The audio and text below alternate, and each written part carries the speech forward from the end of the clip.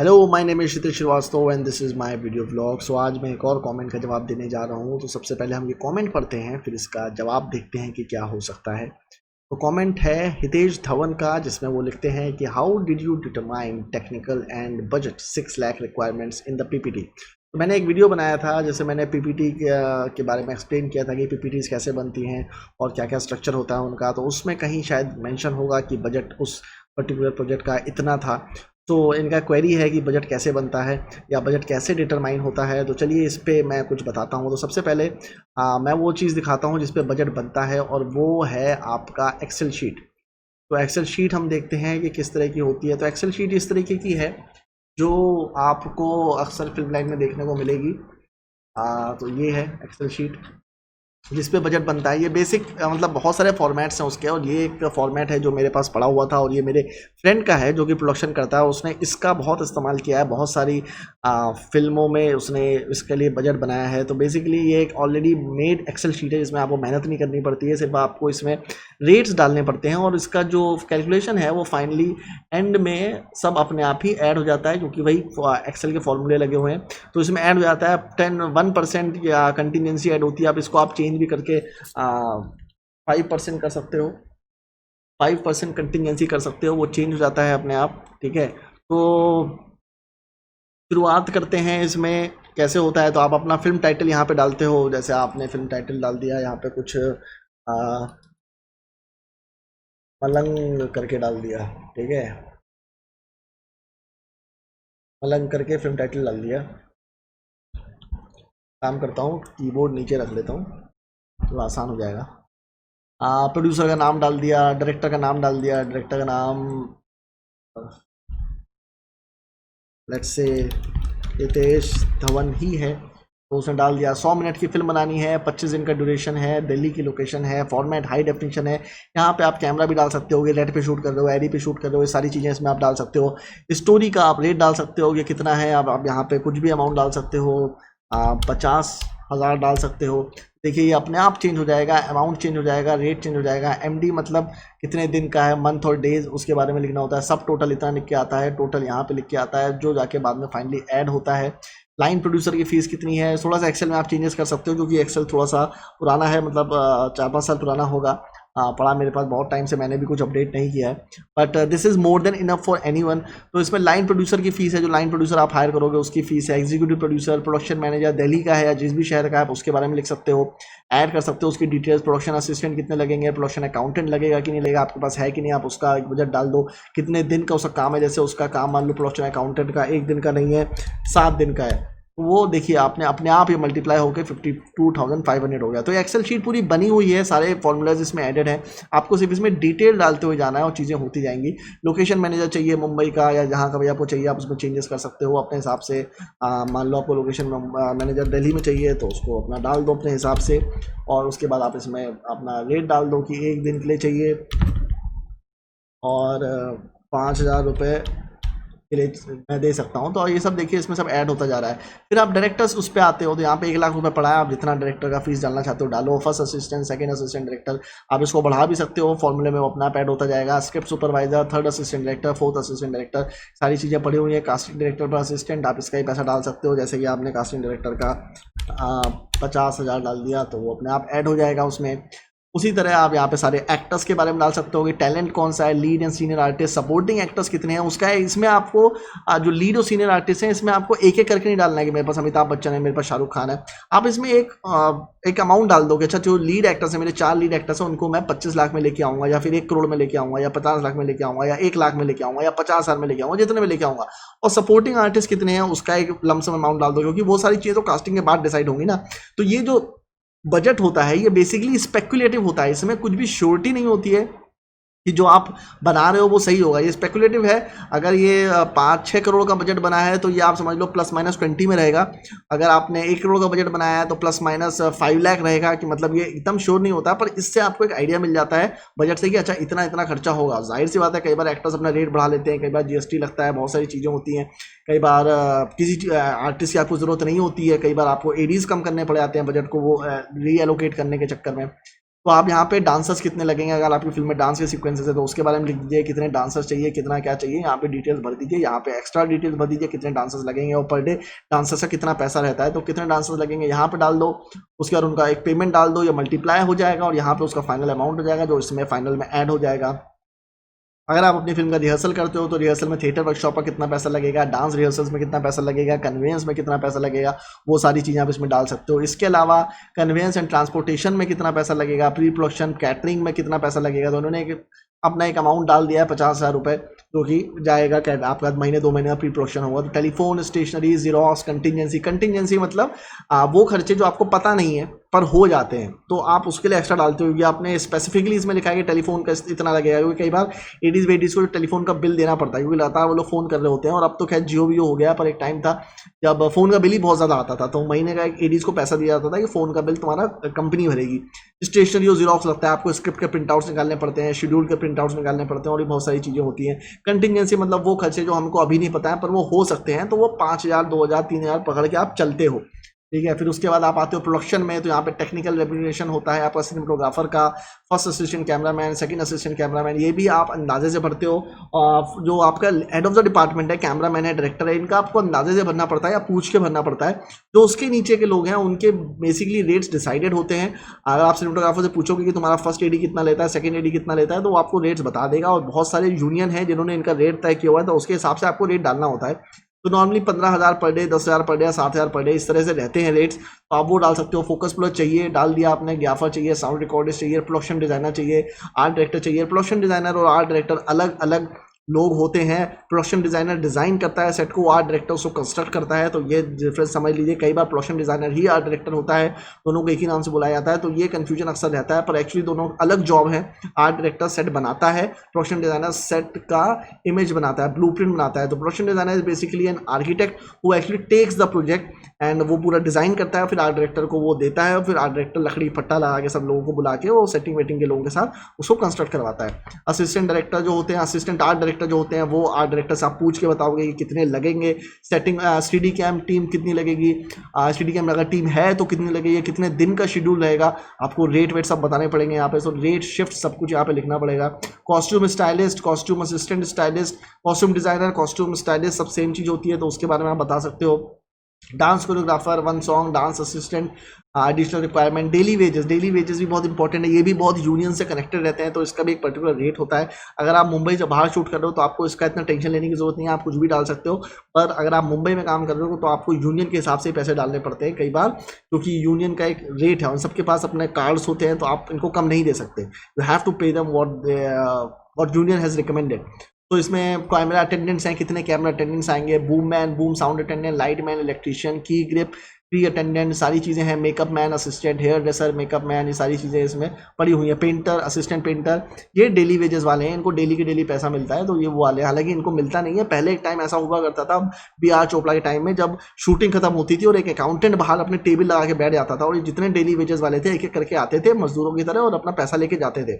अब daily wages वाला system खत्म हो गया है, अब मंथली पैसा ही मिलता है, कॉन्ट्रैक्ट पे मिलता है। जैसे असिस्टेंट भी है, इनको एक मुश्त पैसा, एक चेक दे दिया जाएगा, या एक मुश्त जैसे इनका पैसा हुआ 1 लाख रुपए, तो पूरा एक साथ 15 दिन बाद दे दिया, या शूटिंग खत्म होने के बाद दे दिया। एक अमाउंट दे दिया जाता है, एक एडवांस दिया जाता है और एक एंड में दिया जाता है। तो डेली वेजेस वर्कर हैं ये। स्पॉट बॉयज़ को हालांकि डेली पैसा मिलता है प्रोडक्शन करने के लिए, क्योंकि उनको लगातार रनिंग में पैसा चाहिए होता है, तो उनका रहता है। तो असिस्टेंट कारपेंटर, सेटिंग वाले जो होते हैं वो आर्ट डायरेक्टर के अंदर में काम करते हैं, और वो ठोका पीटी का काम करते हैं, वो स्पॉट बॉय नहीं होते हैं। स्पॉट बॉय जो होते हैं वो बेसिकली सेट पे खाना पहुंचाना, चाय लेके आना, सामान प्रोडक्शन का लेके आना, प्रोडक्शन वालों की हेल्प करना, वो वाला काम करते हैं। और जो सेटिंग वाले होते हैं वो आर्ट डायरेक्टर के अंदर में काम करते हैं और आर्ट का काम करते हैं। तो जो भी लकड़ी काटना है, ठोकना पीटना है, सेट बनाना है, पेंट करना है, तो ये काम सेटिंग वाले करते हैं।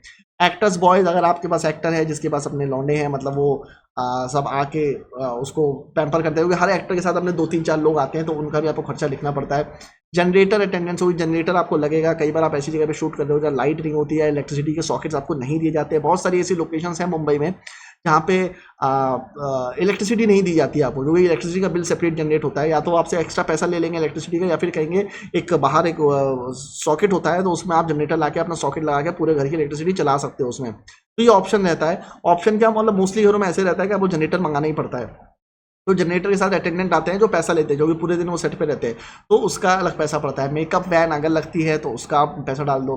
टिप्स, कई बार टिप्स देनी पड़ती है कि लोगों को, तो उसका एक कंटिजेंसी की तरह है, तो आप वो सब उसमें डाल सकते हो। आर्ट में सेट ड्रेसिंग का कितना पैसा लगेगा, तो यहाँ पे ये बात नहीं हो रही कि लोगों को पैसा कितना देना है, यहाँ पे ये बात हो रही है सामान कितना खरीदना है। तो सेट ड्रेसिंग में ये प्रॉपिंग जो होती है, उस प्रॉप का कितना पैसा लगेगा, प्रॉपर्टी कितनी खरीदनी है उसका कितना पैसा लगेगा, वो आपको डालना है। और पिक्चर व्हीकल्स जो पिक्चर में यूज़ होंगे, कई बार वो भी आर्ट वालों से मंगाए जाते हैं। हालांकि हमेशा कंफ्यूजन रहता है कि प्रोडक्शन वाले लेके आएंगे कि आर्ट वाले लेके आएंगे। तो नॉर्मली ये प्रोडक्शन वाले लेके आते हैं, पर इसमें आर्ट में लिखा हुआ है तो आर्ट वाले भी ला सकते हैं। तो it's not a big deal. अगर आर्ट वाले उस चीज़ का जुगाड़ नहीं कर पा रहे तो प्रोडक्शन वालों को बोल सकते हैं कि भाई मैं नहीं ला पाऊंगा, आप लेके आ जाओ। तो आप पिक्चर व्हीकल्स का इस्तेमाल कर सकते हो। उसके अलावा कॉस्ट्यूम्स है। कॉस्ट्यूम्स में यहाँ पे लिखा है कितनी कॉस्ट्यूम्स लगेंगी, तो यहाँ पे कॉस्ट्यूम्स के बारे में लिखा है, ये कहाँ से कॉस्ट्यूम्स खरीदनी पड़ेंगे, कितने कितने कॉस्ट्यूम खरीदने पड़ेंगे। और एसेसरीज है, छल्ला मुंदरी हो गया, या एक्टर हाथ में मोबाइल पकड़ता है वो हो गया, हाथ में उसके कड़े पहनता है वो हो गया, हाथ का अंगूठी हो गया, वो एसेसरीज है, तो वो भी खरीदनी पड़ती है, तो उसका भी एक अमाउंट होता है। इक्विपमेंट चार्जेस, जैसे यहाँ पे कैमरा सेटअप रेड वन का पड़ा हुआ है 12 दिन का शूट के लिए 22,000 रुपये का, तो वैसे आप अपना कैमरा भी यूज़ कर सकते हो। कैमरा सेटअप एरी 3, तो वो सेकंड कैमरा जो होता है वो भी आप इसमें इस्तेमाल करते हो। तो बेसिकली कई शूटों में 2 कैमरे इस्तेमाल होते हैं, इसलिए इसमें 2 सेटअप पड़े हुए हैं। कैमरा मेकिंग ऑफ, तो कई बार मेकिंग के लिए भी एक सेपरेट कैमरा आता है जो कि मोस्टली 5D या 7D होता है, तो वो उसका भी आप ला सकते हो। स्टिल कैमरे का सेपरेट आता है और स्टिल कैमरे का सेपरेट ऑपरेटर भी आता है, तो वो अपने अलग पैसे लेता है। तो एक मेकिंग का कैमरा अलग होता है और स्टिल का कैमरा अलग होता है। फिर साउंड में आपको PD4 किस तरह का चाहिए उस बारे में सारी चीज़ें हैं। Lights, grip, track and trolley, इन सब के रेट्स की, इक्विपमेंट जो है उसके कितने चार्जेस होंगे। कार रिग, अगर कार यूज़ हो रही है उसका रिग यूज़ कर रहे हो तो उसका कितना चार्ज होगा वो यहाँ पे लिखो, वो भी आप अप्रॉक्सीमेशन लिखो, या मुंबई में जो कार रिग देते हैं उनको फ़ोन करके आप उसका रेट पूछ सकते हो। Steadicam, jimmy jib, makeup van, generator कितना लगेगा। वॉकीज़ तो बहुत ज़रूरत होता है शूटिंग में, क्योंकि लोग इधर उधर भागते रहते हैं, तो वॉकीज़ की बहुत ज़रूरत पड़ती है, तो ये इसमें आप डाल दीजिए। Boarding and lodging, grade A irregular, grade B regular, grade B regular, grade C. तो ग्रेड ए तो आप समझ गए हो कि वो जो एक्टर होंगे, आपके DOP होंगे, डायरेक्टर होंगे, एडिटर होंगे, ये सब लोग हो जाएंगे ग्रेड ए में। ग्रेड ए इरेगुलर वो हैं जो आते हैं और जाते हैं, जैसे एडिटर होता है वो क्या पता उसे शूट पर बुलाया जाए कुछ काम के लिए, वापस भेज दिया जाए। या फिर VFX वाले होते हैं तो सिर्फ VFX शॉट्स के लिए उनको फ्लाइट से बुलाया जाता है, फिर उनको भेज दिया जाता है। तो उस हिसाब से लोग जो होते हैं वो इरेगुलर होते हैं, तो उनके बारे में ये है। और कुछ एक्टर्स होते हैं जिनका थ्रू आउट शूट काम नहीं होता, जो 2-2, 3-3 दिन के लिए आते हैं, तो that is irregular grade A. Grade B आप समझ चुके हो कि उसके नीचे जो असिस्टेंट होते हैं वो सारे ग्रेड बी होते हैं, और ग्रेड सी जो होते हैं वो सेटिंग वाले, स्पॉट बॉय और ये सारे लोग होते हैं। पर DM, shooting days, number of crew कितने लोग होंगे, डेज ऑफ कितने दिन होंगे, नंबर ऑफ क्रू उसमें कितना होगा, ये भी आपको सब मेंशन करना पड़ता है कि कितने दिन शूटिंग डेज होंगे, पर डे आपका कितना कॉस्टिंग जा रहा है, जो एक्स्ट्रा पैसे जा रहे हैं वो कितने लगेंगे, तो ये आपको खैर भरने की ज़रूरत नहीं है। और कितने दिन नंबर ऑफ क्रूज रहेंगे उस बारे में लिखना है, खैर इसको आप पर डीएम को छोड़ सकते हो, ये बहुत इंपॉर्टेंट नहीं है। Still photography and behind the scenes expenses, printing और स्टिल फोटोग्राफी और मेकिंग ऑफ में कितना पैसा लगेगा। स्टिल फोटोग्राफर जब अपना कैमरा लेके आएगा उसके बारे में आपने उसमें ऊपर मेंशन कर दिया है, पर स्टिल फोटोग्राफर और मेकिंग वाला अपना चार्ज कितना लेगा कैमरे के अलावा, वो आपको यहाँ पे लिखना पड़ेगा। प्रिंटिंग कॉस्ट जो होती है उन सब चीज़ों की, वो भी आपको इसमें लिखनी पड़ेगी, वो प्रिंट में आपको डालना पड़ता है। कई बार फोटोज आपको मंगानी पड़ती है तो आप शूट करके उसका प्रिंट निकाल के लेके आते हो, तो उसके जो चार्जेस हैं, हालांकि बहुत ज़्यादा होता नहीं है आप, क्योंकि आप सब मोबाइल में होने लगा है, पर उसके बाद भी मेंशन किया हुआ है, इनकी जरूरत पड़ती है तो आप एक कंटिजेंसी के लिए आप उसको डाल सकते हो। कन्वेंस एंड ट्रांसपोर्टेशन कितना लगेगा शूट पे, उसके बारे में लिख दो। लोकेशन चार्जेस, कई बार किसी लोकेशन में आपको पैसे देने पड़ते हैं या पैसे खिलाने पड़ते हैं, तो उसका भी एक पर्टिकुलर अमाउंट डाल दो कि यहाँ पे मुझे इतना पैसा देना पड़ेगा। पुलिस वाला आ जाता है या यूनियन वाला आ जाता है तो उसको लोकेशन चार्जेस है। कैटरिंग का इतना पैसा थ्रू आउट शूट में, अगर 22 दिन 50 दिन का शूट है तो कैटरिंग में कितना पैसा जाएगा, तो एक लमसम अमाउंट आप यहाँ डाल सकते हो, जो कि नॉर्मली जो कैटरिंग का काम है वो आपका कॉन्ट्रैक्ट बेसिस पे होता है। तो आप किसी कंपनी को जैसे 1 लाख रुपए दिया और आपने बोला 10 दिन तक खाना खिलाना है इतने लोगों को, तो वो आपको 3 टाइम खाना प्रोवाइड करेंगे। परचेजेस आपको HD कितने कार्ड कितने चाहिए, प्रोडक्शन एसेसरीज कितनी चाहिए, कैमरा लाइट एसेसरीज कितनी चाहिए, साउंड बैटरीज कितनी चाहिए, उस सब के बारे में यहाँ पे डिटेल्स है। हेयर एसेसरीज, मेकअप एसेसरीज, क्योंकि ये सब सामान जैसे मेकअप आर्टिस्ट आता है तो वो अपना सामान लेके नहीं आएगा, कई बार जब बहुत एक्सपेंसिव सामान है वो आपको लिख के देगा, प्रोडक्शन वाले वो मुहैया कराएंगे, वो अपनी जेब से नहीं देगा। अगर वो अपनी जेब से देगा तो फिर अपनी फीस भी बढ़ा देगा, तो इसलिए कई बार प्रोडक्शन वालों को बोलना पड़ता है। और ये सारी चीज़ें आपको साउंड डिज़ाइनर से पूछ के और कैमरा टीम से पूछ के आपको सब लिखनी पड़ेंगी। ये सारी चीज़ें आपको HOD से पूछ के लिखनी पड़ेंगी, कितना सामान लगेगा वो आपको बताएंगे। Again stationery, xerox, telephone charges, on shoot, ये सब प्रोडक्शन का बजट था, आपने इसमें डाल दिया। अब आते हैं हम पोस्ट प्रोडक्शन पे। अब इसमें निगेटिव प्रोसेसिंग है, सारी चीज़ें, साउंड प्रोसेसिंग, कलर करेक्शन, ये सब आजकल नहीं होता है, तो इसको आप पूरी तरह से इग्नोर कर सकते हैं। फर्स्ट कॉपी 3 अब ये सारी चीज़ें नहीं होती हैं, तो बंद हो चुकी हैं, तो अब आप इसको इग्नोर कर सकते हैं पूरी तरह से। आप सीधे एडिटिंग पे आओगे, एडिटर इतना पैसा लेगा, असिस्टेंट एडिटर इतना लेगा, जो स्टूडियो है उसका G5 लिखा हुआ है, पर आप इसको रेंटल डाल सकते हो कि स्टूडियो का कितना पड़ेगा, और एडिट स्टूडियो इसका कितना पड़ेगा, इस बारे में आप डाल सकते हो। परचेजेस, टेप्स, बीटा, ये सारी चीज़ें जो होती थी वो कितने की पड़ती है, आप इसको चेंज करके हार्ड डिस्क भी कर सकते हो। टेप्स बीटा को चेंज करके हार्ड डिस्क कर दो, आप अपने हिसाब से इसको कस्टमाइज़ कर लीजिए आज के हिसाब से जितनी भी चीज़ें हैं इसमें, और आपको काफ़ी हेल्प मिलेगी इसमें से। Other tariff charges, digitization, sound digitization, DI plus stock, तो अब स्टॉक तो यूज़ होता नहीं है, सिर्फ DI यूज़ होता है, तो आप डिजिटल इंटरमीडिएट भी इसको डाल सकते हो। हालांकि मैं इसमें चेंज कर रहा हूँ, पर मैं एक कॉपी जो है वो आपको डिस्क्रिप्शन बॉक्स में आपको एक कॉपी मिल जाएगी इसकी, जिसमें आप अपने हिसाब से चेंजेस कर सकते हो, अपने हिसाब से चीज़ें भर सकते हो, और आपको पूरी तरह से हेल्प मिलेगी। आप जब भी अपनी फिल्म बनाना चाहते हो, आप इसमें थोड़े से निपुण हो जाओ, तो मुंबई जाके आपको ये भी हेल्प मिलेगी। अगर आप प्रोडक्शन में जाना चाहते हो तो आपके लिए बहुत यूजफुल हो जाएगा ये video. Optical title sensor certificate, optical titles बनते हैं वहाँ पे, बहुत एक्सपेंसिव बनते हैं, इसमें तो 15,000 रुपये लगा है, पर 3-3 लाख 4-4 लाख रुपए लगते हैं ऑप्टिकल टाइटल्स बनने में। आप रिलायंस जाओ, कहीं भी जाओ, बहुत एक्सपेंसिव होते हैं। ये क्रेडिट टाइटलिंग की बात हो रही है, स्पेशल इफेक्ट्स की बात हो रही है। सेंसर सर्टिफिकेट, ये भी 70,000 लिखा हुआ है, पर बेसिकली कभी कभी इसमें 40,000 50,000 लगता है, कभी कभी इसमें 2 लाख रुपये 1 लाख रुपये लग जाता है। तो डिपेंड्स ऑन आप कितना किसको पैसा खिला सकते हो, कितना आपके कॉन्टैक्ट्स हैं उसके बेसिस पे होता है। फिर ये आपका साउंड पोस्ट आ गया, BGM मिक्सिंग कराना, फाइनल मिक्सिंग कराना, studio engineer fees, BGM mixing 5.1, आपको 5.1 चाहिए, 7.1 चाहिए, डॉल्बी चाहिए, उस बारे में यहाँ पे आप मेंशन करिए। डिज़ाइनर साउंड डिज़ाइन की फ़ीस कितनी होगी, सब टोटल सारी चीज़ें जो है यहाँ पे आप उसका BGM composer, BGM arranger, programmer, इसके बारे में डिटेल्स दीजिए। म्यूज़िक के बारे में, म्यूज़िक डायरेक्टर कौन होगा, म्यूज़िक कितने गाने होंगे, आप इसको 3 की जगह 4 गाने भी कर सकते हो, 5 करते हो, 6 कर सकते हो, आपके ऊपर है। सिंगर्स कितने होंगे, उन सिंगर्स के लिए आपने बजट कितना रखा है, और ये सब आपको म्यूज़िक डायरेक्टर से पूछना पड़ेगा, और वो आपको सारी चीज़ें बताएगा। अब डिजिटल इंटरमीडिएट पे आपका CG शॉट कितने होंगे, वो सब आपको इसमें डालने पड़ेंगे। कि VFX कितना होगा, उस बारे में आपको डालना पड़ेगा। आप CG को, कंप्यूटर ग्राफिक्स को आप ज़्यादा, तो CG को आप अच्छे टर्म्स में VFX भी बोल सकते हो, जैसा कि मैंने यहाँ पे लिख दिया है। उसके बाद आपको सबटाइटल डालने होते हैं, तो जहाँ पे जैसे आपने देखा है कि सबटाइटल में 5 रील्स पड़ी हुई हैं। तो रील्स का मतलब ये है कि जैसे मैंने अपनी फिल्म भी मिक्सिंग कराई थी, तो उसमें क्या होता है कि नॉर्मली अगर डिजिटल फिल्म भी है, तो जैसे रील के टाइम में क्या होता था कि रील्स बनती थी, तो एक स्कूल में लगभग 20 मिनट की फिल्म आती थी जिसका मिक्सिंग होता था, बाद में उनको ज्वाइन किया जाता था। पर डिजिटल में भी ये रूल फॉलो करते हैं पोस्ट प्रोडक्शन वाले, वो 20-20 मिनट की एक रील बनाते हैं, और वो रील 1, रील 2, रील 3 करके होती है, और उसके हिसाब से फिल्म का साउंड मिक्सिंग होता है, एडिटिंग होती है, और बाद में उनको जोड़ा जाता है। तो वो 5 रील जो है, तो 5 रील अगर 20 मिनट की है, तो वो करीब 100 मिनट का ही कंटेंट हो गया। तो जिसपे सबटाइटल आपको करवाना है, तो उसके एक अलग रेट लगेंगे, और उसका आपको पैसा लिखना पड़ेगा यहाँ पे, तो उस बारे में आप लिखिए। तो रील से आप कंफ्यूज मत होइए, ये रील वो नहीं है। डिजिटल में भी रील्स जो फाइल्स बनती हैं वो रील्स के नाम से ही बनती हैं। लाइक आपने फिल्म बनाई, जैसे लासा फोर्ट थी मेरी, तो लासा फोर्ट में भी 5 रील्स थी, रील 1, रील 2, रील 3, रील 5 करके, तो उन्हीं को कंजॉइन किया था और एक फिल्म बनाई थी पूरी उसमें। अब कोडेक प्रिंट, जैसे प्रिंट अभी बहुत ज़्यादा यूज़ नहीं होता है, तो आपको ये उसको चाहें तो आप छोड़ सकते हो, पर अगर आप यूज़ कर रहे हो तो आप यहाँ पे डाल सकते हो। ऑप्शन दिया गया है, आप इसको 0 भी डाल सकते हो। आप 0 डाल दोगे यहाँ पे, तो ये चीज़ 0 हो जाएगी बेसिकली। तो उस हिसाब से आप इसको यूज़ कर सकते हो। आप हार्ड डिस्क कितनी चाहिए, जैसे यहाँ पे 1 D5 के लिए लिखी है, 2 साउंड के लिए लिखी है, 2 एडिट के लिए लिखी है, आप अपने हिसाब से डाल सकते हो कितनी हार्ड डिस्क आपको चाहिए, और आप उसको चेंज कर सकते हो अपने हिसाब से।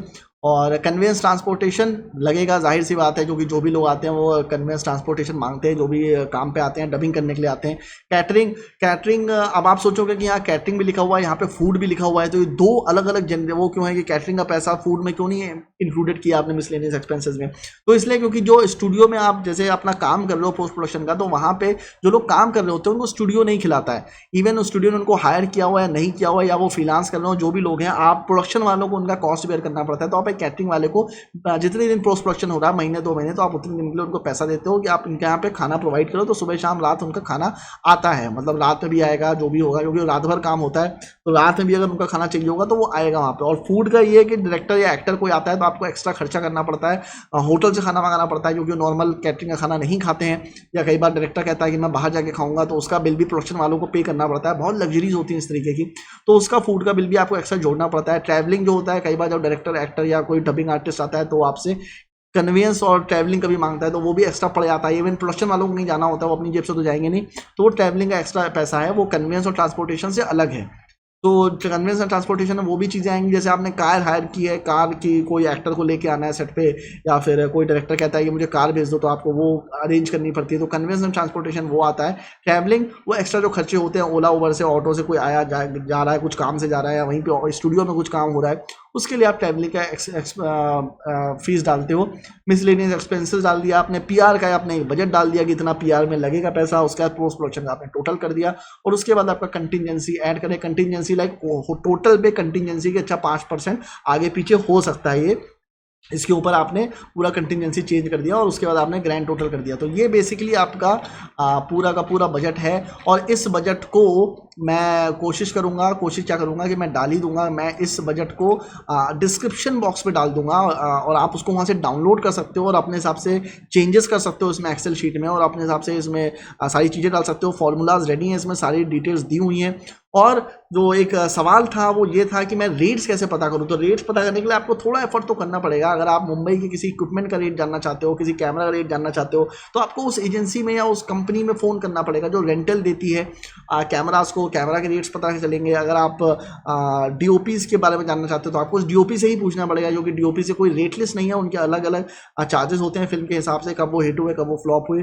तो आपको लोगों से पूछना पड़ेगा कौन से एक्टर का कितना चार्ज है, वो आपको पूछना पड़ेगा। अगर आपको जानना है तो आप बेसिकली किसी डीओपी को पूछोगे कि भाई कौन सा कैमरा लगेगा और कितना टीम में पैसा लगेगा, तो आपको सब डिटेल देगा कि ये कैमरा इतने का आएगा और ये कैमरा मैं यूज़ करूंगा, मेरा फीस इतना होगा, मेरा असिस्टेंट का फीस इतना होगा, इतने क्रू आएगा सेट पे, वो आपको डिटेल में बताएगा। तो आपको सारे एचओडीज को फोन करके उनसे उनका एस्टिमेट लेना है, वो एस्टिमेट आप इसमें फिल कर दोगे। लाइक आप आर्ट डायरेक्टर से पूछोगे भाई कितना प्रॉपर्टी लगेगा, ये तुमने स्क्रिप्ट पढ़ ली है, स्क्रिप्ट में तुमने मार्किंग कर ली होगी क्या क्या सामान लगेगा, उसके हिसाब से एक लमसम अमाउंट बता दोगे 5 लाख 10 लाख कितना प्रॉपर्टी में लगेगा, तो वो आपको बता देगा। कॉस्ट्यूम वाला अपना बता देगा। अगर आपकी फिल्म है जिसमें सोल्जर्स हैं या फिर कोई हिस्टोरिक फिल्म है जिसमें बहुत सारी कॉस्ट्यूम्स बनानी है, तो उस हिसाब से वो एस्टिमेट करते हैं कि अच्छा इतनी कॉस्ट्यूम्स बनानी पड़ेगी, इतनी चीज़ें खरीदनी पड़ेंगी, उस हिसाब से वो आपका मार्किंग करके आपको बजट बताते हैं। वो बजट आप इसमें फिल करते हो और आपको एक एस्टिमेट मिलता है कि अच्छा ये बजट जो है इस पर मेरी फिल्म बन सकती है। तो ये अप्रॉक्सीमेट होता है, और ये सच्चाई है मुंबई फिल्म इंडस्ट्री की कि जो भी बजट आप बनाओगे आपका शूटिंग का बजट उससे हमेशा ज़्यादा ही जाएगा, कम नहीं जाएगा।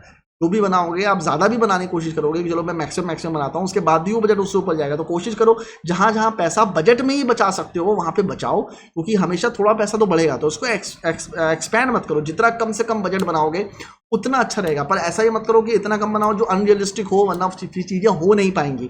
तो इसमें जो भी लिखो वो ऐसे लिखो कि उस चीज़ में तुम्हें लेके आना है, नेगोशिएट करके किसी भी तरह चीज़ों को लेके आना है। प्रोडक्शन वालों को यही काम होता है। अगर तुम किसी प्रोडक्शन वाले को पूछोगे, उसको स्क्रिप्ट भेजोगे और बोलोगे कि मुझे बजट बना के दो, तो वो ऐसी ही शीट में तुमको एक बजट बना के दे देगा। खैर मेरे ख्याल से आपको काफ़ी हेल्प मिल गई होगी बजट बनाने के बारे में, काफ़ी कुछ चीज़ें समझ में भी आ गई होंगी। अगर आ गई हैं तो प्लीज़ मेरा चैनल लाइक करिए, शेयर करिए, सब्सक्राइब करिए, और ये वीडियो जितना शेयर कर सकते हैं उसको करिए, क्योंकि काफ़ी लोगों को हेल्प मिलेगी इस वीडियो से। और अगर कोई सवाल रह गया है तो उस बारे में आप मुझसे पूछिए। अगर कोई सवाल नहीं है तो भी अच्छी अच्छी बातें लिखिए कमेंट में, मुझे अच्छा लगता है। कोई और सवाल किसी और चीज़ से रिलेटेड है तो वो भी पूछिए, उसका भी मैं जवाब देने की कोशिश करूँगा। इसके अलावा please keep watching my vlog. Bye bye.